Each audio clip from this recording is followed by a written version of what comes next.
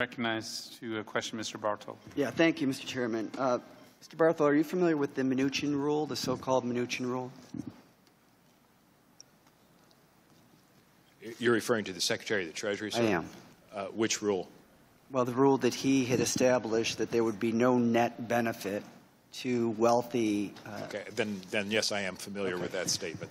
Does this budget that we're discussing today meet the Mnuchin rule test?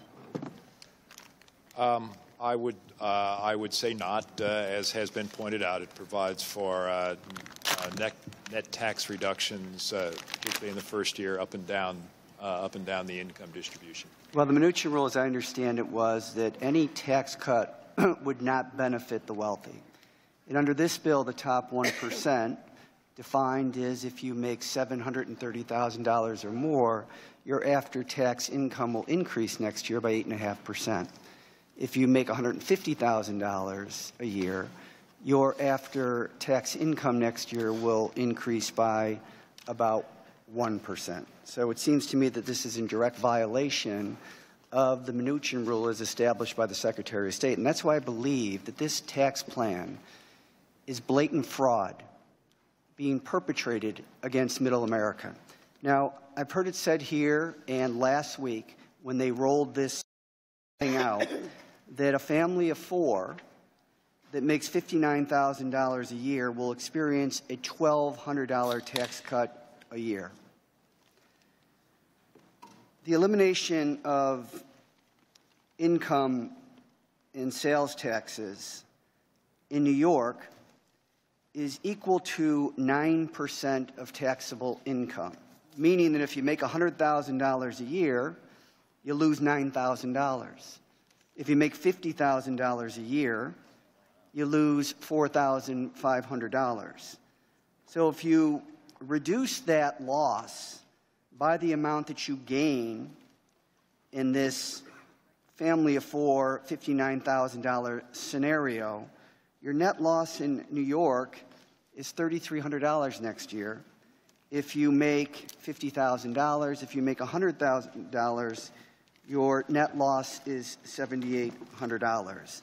That hits hard middle families. Even in the state of Texas, where 2.5% of taxable income is attributed to this state and local tax elimination, you will lose considerably under this plan. Again, if you make $100,000 a year, it's $2,500. If you make $50,000 a year, it's $1,250. Eliminating altogether this glittering generality that has been foisted upon us, suggesting that this results in a tax cut. The problem here is that what really matters in terms of taxes is a net effect. So while there may be a cut, if you don't take into consideration the deductions or the elimination of those deductions, that's not an honest portrayal of what's going on here. This bill is said to cost $2.4 trillion. I reject categorically what the Senate approved, and I view with credibility those analyses that have said that it's almost $2.5 trillion. This tax bill will produce, according to Goldman economists, no good growth in the American economy over the next 5 years. The reason why Goldman is relevant here is both the Secretary of the Treasury, Mr. Mnuchin, and the National Economic Advisor, Mr. Cohen, are both from Goldman.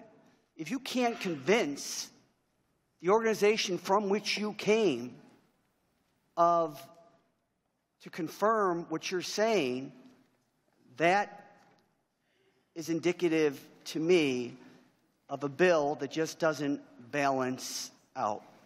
No good growth, record deficits, no new jobs created. This tax bill is a major liability to every tax-paying American but for the top 1%. I yield back.